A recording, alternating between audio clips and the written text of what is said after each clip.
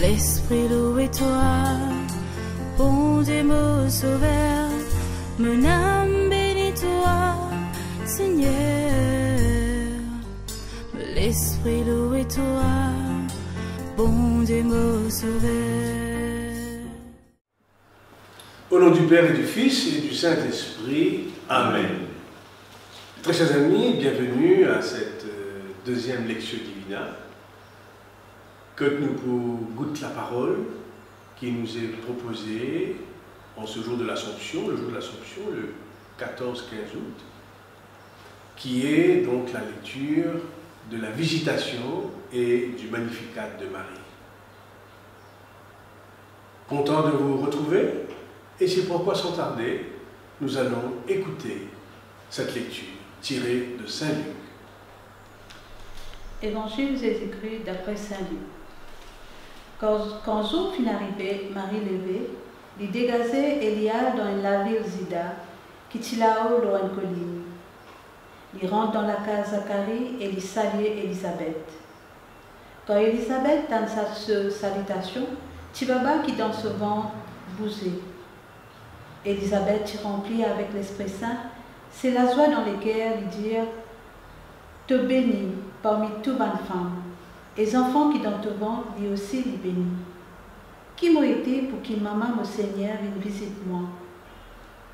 Quand mon fin tant toi, saluez-moi, les enfants qui dans mon ventre viennent bouser pour montrer sur la joie. De bienheureuse, parce qu'ils te font croire qui parole bon Dieu pour réaliser.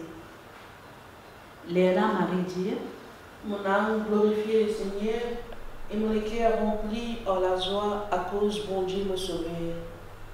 Moi, ce pauvre servant, n'a pas pu hésiter pour guider moi.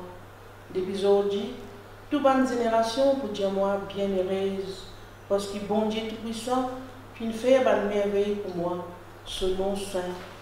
Il montrer ce miséricorde du monde qui honore lui, génération après génération.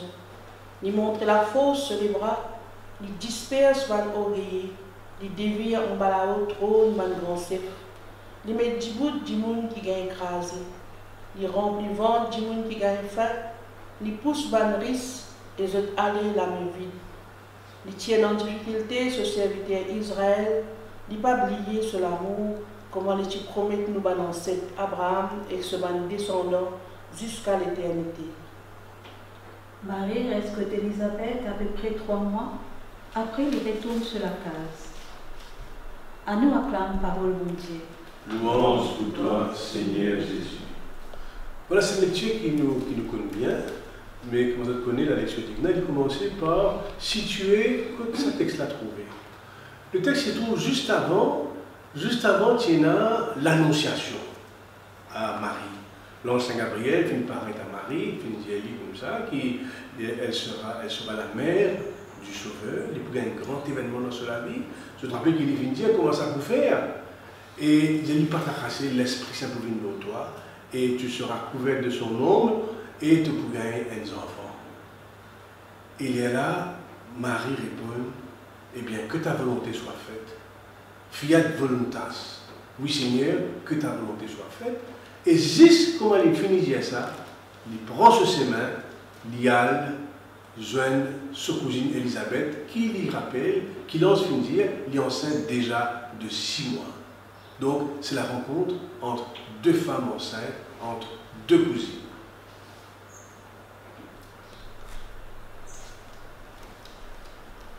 Alors, quand Marie gagne visite l'ange, il n'a pas hésité, il a dégagé de sa cousine, parce que pour moi, il pensait qu'il avait besoin de lui, parce qu'il est enceinte de 6 mois. Et malgré la distance, il est allé. Et il n'est pas dans chevaux, il n'est pas dans rien, mais il est allé à pied. Et à l'intérieur d'elle, il est déjà enceinte Jésus. Il n'a pas réalisé, il n'a pas pensé qu'il est capable de gagner quelque chose en chemin. Dans la tête, comment dire, la force qui pousse pour y aller vers sa cousine, pour y aller aider, et en plus pour y aller annoncer ce qui finit arrivé. Comme dit cet texte-là, toujours extraordinaire, la rencontre de ces deux femmes, une jeune, une vieille, âgée, et qui est enceinte. Et vous pensez, me dire que quand des femmes enceintes jeunes, souvent, c'est pour des bonnes nouvelles. Quand nous aimons, nous avons la force, nous apportons nos enfants en bonne santé, mais quand nous âgés, bon, c'est plus difficile. Et nous imaginons le dialogue entre ces deux-là. Et pourtant, nous n'avons pas fini notre dialogue au début, parce que Marie, au début, il n'a pas causé. C'est Elisabeth qui cause. Et c'est. Comment dire, quand nous pensons, des femmes enceintes, quand jeunes, souvent nous joignent pour nous demander qui m'a mis grossesse, comment bien passé. Mais là, c'est plus, comment dire, Elisabeth qui finit de causer. Et bien sûr, à la fin, Marie fait ce Magnificat. Mais comme si Marie, dans cette. Marie qui est toujours douce, toujours dans le silence, comment dire, il accueillir ce que Elisabeth a pour dire, même si il peut venir, il ne peut pas comprendre ce qu'il a fait, parce qu'il est encore jeune, il est enceinte, il ne peut pas même comprendre qu'il peut aller, il fait qu'annonce qu'il est enceinte, mais Marie accueillir comme si la salutation d'Elisabeth. Moi, ça me touche beaucoup. Moi, dans un texte qui touche moi aussi, c'est quand Marie est avec Elisabeth jeune, ça a des enfants qui dans une ventre là, un dans le ventre Elisabeth, un dans le ventre Marie. Le temps, Elisabeth, tant Marie, puis elle une visite, ces enfants là souvent très salis dans le lit. Ça lit doucement beaucoup parce qu'il fait me dire ça. Bien avant, nous trouvons une femme enceinte, comme tous les jours, nous avons trouvé une femme enceinte. Mais le problème, ça, contact qu'ils ont gagné, ça deux cousines là aussi, et contact entre ça deux enfants là aussi, ça a été souvent beaucoup. Et dans la vie de tous les jours, nous trouvons que quand nous sommes nos camarades, le contact entre deux personnes, c'est une grande chose. C'est un peu nos réflexions de ça. Oui, c'est vrai que ça que je peux dire, ça qui est touchant, c'est le contact entre les deux femmes, entre les deux cousines, et entre deux femmes enceintes en plus, qui sont capables de causer, pour les autres enfants. Et puis Marie qui s'entendait, il fait une quitte sous Nazareth, qui est là-haut en montagne, il fait une descente, il vient en Judée, dans les collines de la Judée, pour joindre sa cousine, et il n'a pas un père, il mort, c'est il fait une bénie. Et c'est suite à cette rencontre qu'il prend la prière qui peut toujours rester dans la vie de l'Église, qu'on appelle le Magnificat. Mon âme exalte le Seigneur, exulte mon esprit en Dieu mon Sauveur. Louer. Pour qui fait en fait, qui fait nous besoin de louer le Seigneur? Ben Marie dit nous, qui fait nous besoin de louer le Seigneur? Parce que, premièrement, parce que le Seigneur s'est penché sur son humble servant. S'est penché, ça veut dire, il paraît comme une maman qui se penche sur son enfant, qui est dans une berre, il se penche sur sa maman, sur son enfant, pour jouer avec lui, pour le protéger, pour le cajoler. Comment dire, c'est un acte de tendresse de Dieu vis-à-vis de nous que Marie peut raconter. Et puis, il dit, son humble servante parce que comment une petite fille de 14-15 ans, il n'a aucune importance d'une famille, il n'a aucune importance. Il en bas son mari, il en bas son papa, et pourtant c'est elle qui a été choisie, humble servante. Comment dire, ça qui pénale l'importance pour nous, il prend une grande importance pour bon Dieu, parce que Marie est en train de porter le Fils de Dieu. Et puis, qui fait louer le Seigneur? Il loue le Seigneur parce que Israël, depuis longtemps, il peut attendre quelque chose, il peut attendre une délivrance. Il peut être quelqu'un qui peut venir pour donner une liberté, qui passe une libération.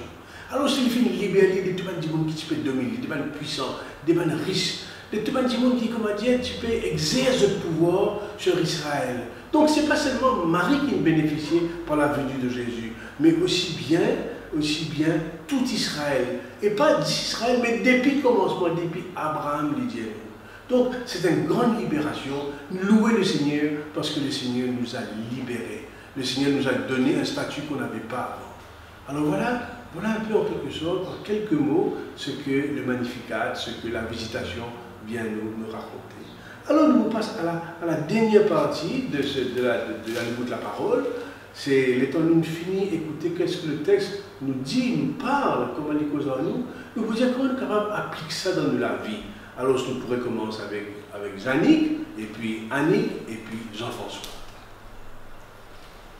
Oui, moi, la confiance et la foi qui marie Nena, moi je pense que nous besoin c'est mettre nous, quand nous disons nous avons confiance, nous mettons vraiment confiance en quelqu'un, surtout en Dieu. Et si nous avons confiance, si nous avons la foi, nous prenons confiance. Et si nous avons confiance, nous trouvons que tout ce qui nous demande, nous sommes capables pour exaucer. Moi, je pense toujours à sa rencontre, à des femmes-là. Nous, à cela, dans notre société, souvent, si vous dites, nous, on a 15 ans, elle est enceinte, ben, tout de suite, nous pouvons isoler, nous pouvons dire, ça l'a fini enceinte. Ou bien, si nous, on a du monde un peu âgé, les des enfants un peu dans le temps, nous pas dire,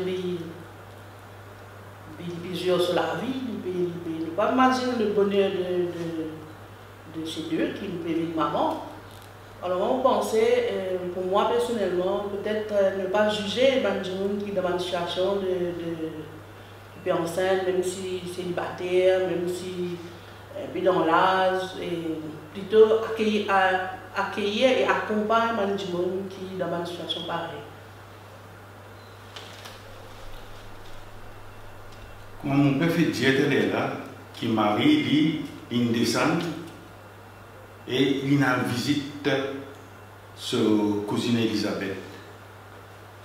Nous ici, on dit dans nous maintenant, comme vrais chrétiens, nous ici, on dit descendre à visite nous prochains. Comment ça texte ça vient de nous? Aller à visiter. C'est un peu ça dans nos pensées. On me pensait que la louange de Marie nous emmène à notre propre louange. Ce qui fait de louer le Seigneur. Louer le Seigneur parce qu'il finit de choisir nous. Il était comme nous c'était avant. C'est tout comme on pense, des gens qui peuvent découvrir la foi, non? Et nous vous baptisons, dans catéchumène, le samedi prochain, samedi 14, à l'Assomption. Ce qu'on est gâté pas pour la catéchumène, la côte de nous passer.